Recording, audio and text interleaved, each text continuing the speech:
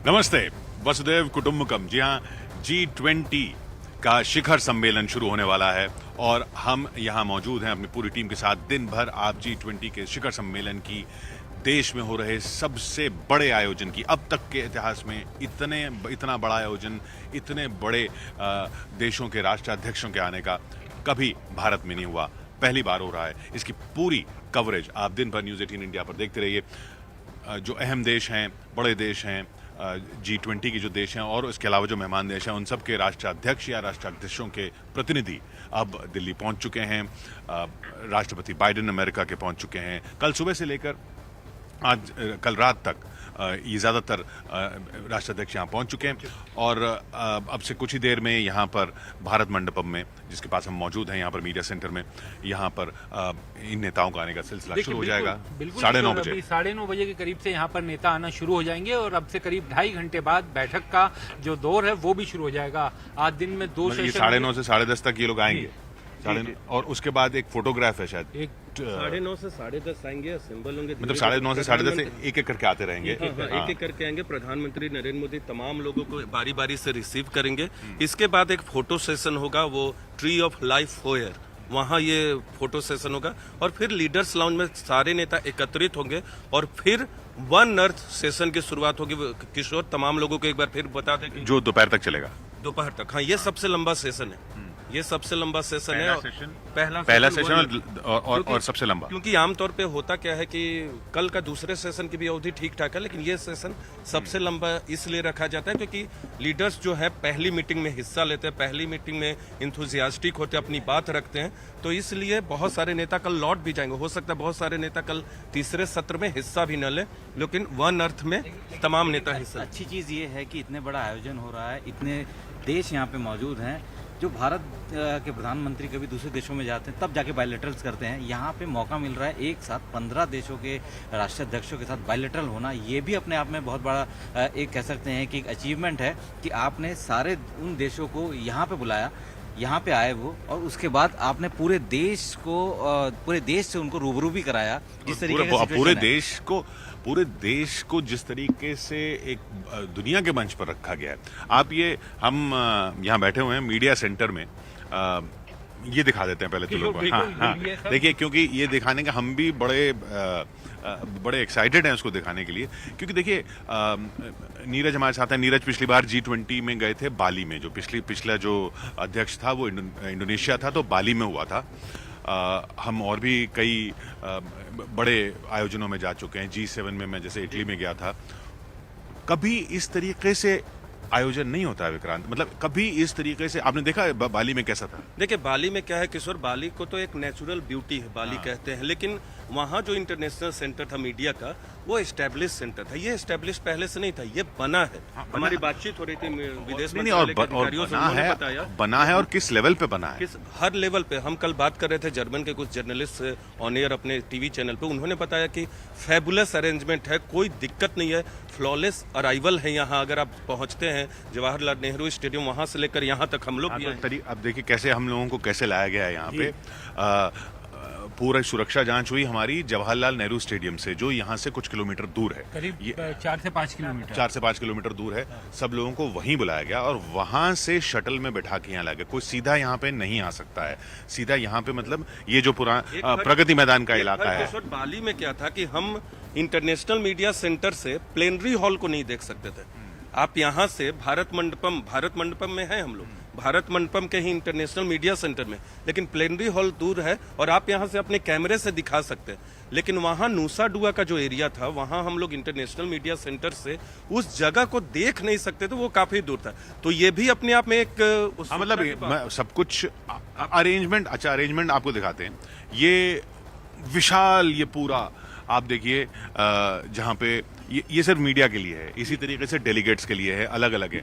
अच्छा, इसमें देखिए इंडिया को किस तरीके से शोकेस किया गया है। बड़ी बड़ी LED स्क्रीन्स लगी हुई हैं जिन पे भारत की अहम जगहों के विजुअल चल रहे हैं।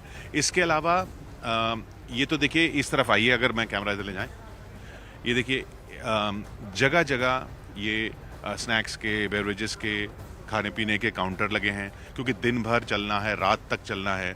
और इधर प्रेस ब्रीफिंग रूम्स हैं।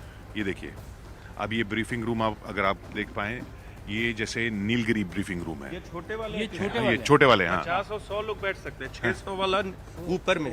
किशोर, ये जो यहाँ पर दिखाया जा रहा है, ये जितने वर्क स्टेशन आप देख रहे हैं कि इतना विशाल है, लेकिन आप ये समझिए कि इतना ही वर्क स्टेशन फर्स्ट फ्लोर पर भी है, वहाँ पर भी हम अभी ग्राउंड फ्लोर पर हैं। अभी हम ग्राउंड फ्लोर पर हैं, और इतना ही बड़ा पूरा का पूरा भारत मंडपम इतना बड़ा है, पूरा का पूरा 26 फुटबॉल के मैदान आ सकते हैं। 26 फुटबॉल मैदानों जितना बड़ा। हाँ, तो अब आप अंदाजा लगा दिए, फुटबॉल का मैदान तो आपने एक देखा चीज और किशोर की यहाँ पर प्रगति मैदान को इसीलिए जाना जाता था, और जितने भी समिट पहले होते थे, चूंकि अभी भारत मंडपम इतना ये बड़ा इससे बन गया। पहले एशिया 72 हुआ था एक बड़ा, जब वो hall of Nations, hall of states बना था। अब उसके बाद ये एक, मतलब अब ये 21वीं सदी का है, तो ये उस लेवल का है। बिल्कुल, देखिए अभी जिस तरीके से तकनीक बढ़ी है, इस वक्त जहां हम लोग खड़े हैं, यहाँ पे आपको कहीं भी तार नजर नहीं आ रही होगी। इंटरनेट, हर टेबल पे इंटरनेट लगाया हुआ है, हर जगह पे इन्होंने सिस्टम लगाए हुए हैं। और यहाँ पे एक किशोर थोड़ा सा चलिए एक एक करके दिखाते हैं। पहले तो देखिए, ये जो हम दिखा रहे थे, ये प्रेस ब्रीफिंग रूम है। आइए देखिए, अंदर किसी भी डेलीगेशन को अगर ब्रीफिंग करनी है तो इस तरीके से ब्रीफिंग रूम्स है। नाम इसका नीलगिरी है, अगर ऊपर देखें तो। हाँ, इस तरीके से आप देख रहे हैं, ये इस तरह से ब्रीफिंग रूम्स हैं। यहाँ पर जर्नलिस्ट बैठेंगे, सामने ब्रीफिंग होगी, ये इंतजाम होगा। ये एक दिख रहा है आपको, ये 50 कुर्सियों वाली। हाँ, ये 50 कुर्सियों वाला ब्रीफिंग रूम है। आइए, और ऐसा एक नहीं है, ऐसे कई हैं, कई, मतलब, और ये इसका नाम देखिए नीलगिरी दिया है। तो ये जो प्रेस ब्रीफिंग रूम्स हैं, इनके नाम भारत की पर्वत श्रृंखलाओं के नाम पर हैं। ये नीलगिरी है, इसके आगे विंध्य है, सबसे बड़े वाले का नाम हिमालय है। सबसे बड़े वाले का नाम हिमालय है किशोर। और ये छोटे छोटे, जिस हिसाब से प्रेस ब्रीफिंग रूम की जो संख्या है सीटों की, वो जैसे जैसे कम होते गए हैं, उस हिसाब से हिमालय से नीचे नीचे छोटे छोटे पर्वतों की श्रृंखला। एक चीज और सबसे इम्पोर्टेंट ये है कि जितने भी यहाँ पे मेंबर्स आएंगे या मीडिया वाले आएंगे, इंटरनेशनल मीडिया, उनके लिए हर जगह कियोस्क लगा दिया है। अब यहाँ पे आप अगर किसी भी शुरू से जगह दिखाइए। बिल्कुल, तो ये नॉर्मली ये है, आप यहाँ पे सारा डिटेल है कि आपकी लोकेशन कहाँ पे है। यहाँ पे हर जगह पे आपको लोकेशन मिल जाएगी, टच स्क्रीन है पूरा। हाँ, है, आपकी लोकेशन पता लग जाएगी। अगर आप कहीं ऐसी जगह पे हैं जो कि पहचान नहीं पाते हैं, इंटरनेशनल मीडिया है, बहुत ज़्यादा फेमिलियर नहीं है, तो अगर आप कहेंगे कि हम लोग विंध्या के सामने खड़े हैं, तो वो किसी दूसरे कियोस्क से भी इसको सर्च करके इसको आराम से देख सकते अगर हैं। देख पा रहा हो तो ये इंटरनेशनल मीडिया सेंटर, यहाँ पर अभी हम हैं। अभी हमारी लोकेशन ये है। हाँ, अभी हमारी लोकेशन यहाँ पे है।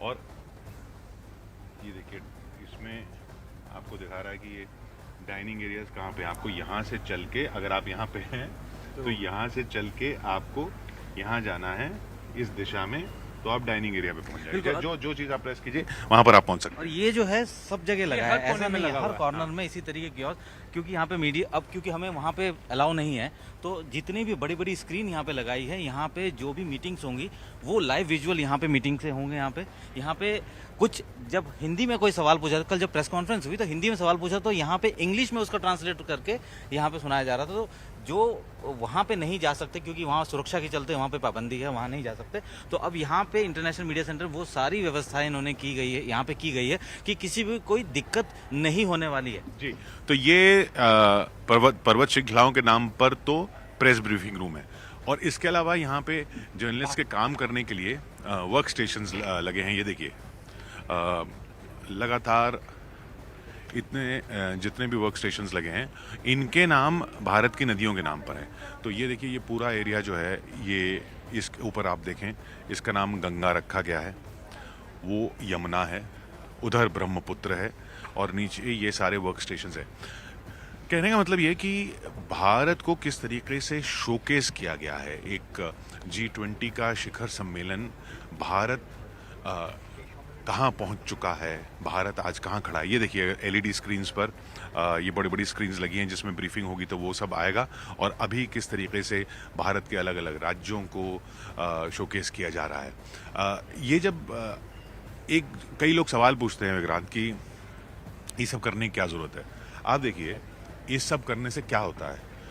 वो सामरिक बातें हैं, बड़े समझौते होते हैं, वो सब तो ठीक है, लेकिन इससे जब आप विदेश में जाते हैं, आप इंडियन हैं, वो जो वैल्यू बढ़ती है वो इन सब ये दिखाता है। देखिए आप उन 20 देशों में हैं, उन 20 देशों में हैं जो एक तरह से दुनिया को चला रहे हैं, और आपका इंडियन पासपोर्ट जो है विदेश में किस तरीके से उसको देखा जाता है। आपकी एक देखिए, जैसे आईटी में हम बहुत आगे हैं तो दुनिया जानती है, और मेडिसिन में हम बहुत आगे हैं, दुनिया जानती है।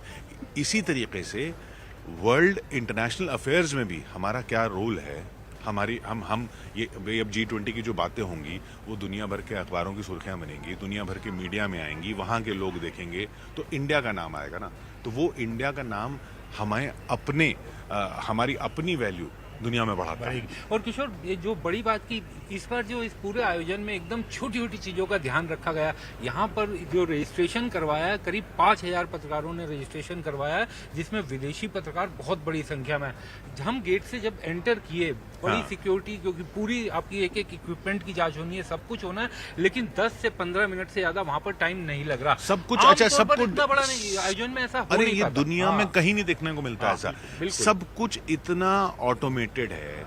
एक तो अच्छा, हम अपना डिजिटल पावर भी दिखा रहे हैं ना, क्योंकि ये देखिए, ये कार्ड है मेरा भी अंदर कोट के अंदर है, इसी तरीके से ये कार्ड है जैसे विक्रांत का है ना। तो ये देखिए, ये कार्ड है। अब इस कार्ड में आपको साधारण सा कार्ड लग रहा होगा कि भैया G20 में एंट्री करना, इसमें ये QR कोड है, ये आप दिखाते चले जाइए और आपकी सिक्योरिटी क्लियर है। और क्योंकि आदमी को नहीं दिखाना, बस मशीन को दिखाते चले जाइए, मशीन अपने आप देख लेगी। मशीन को दिखाते चले जाइए और गेट खोलते चले जाते हैं। डिजिटल इंडिया का एक ये शोकेस है। हम जी हर वही हर चीज शोकेस की बाकायदा इसके लिए एक अलग सा एक पवेलियन बनाया गया है। वहाँ पे डिजिटल इंडिया में जो भी अब तक हम लोगों ने किया है या जो भी अब तक कर रहे हैं, उस चीज को शोकेस किया है। तो ये भी लोग यहाँ पे जो विदेशी मीडिया, एक तो वो तो पवेलियन बना दिया, लेकिन विदेशी मीडिया को भी ऐसे ही कार्ड मिले हैं। वो भी देख रहे हैं कि यार ये इंडिया में तो बड़ा कमाल है कि आप आइए, कार्ड दिखाइए और गेट खुल जाइए, गेट खुल जाता है, सिक्योरिटी और सब कुछ पहले से, क्योंकि उसमें QR कोड में हमारी सारी डिटेल्स हैं। जैसे विक्रांत का QR कोड है, ये हर एक अलग होगा, तो जैसे ही वो एंटर होगा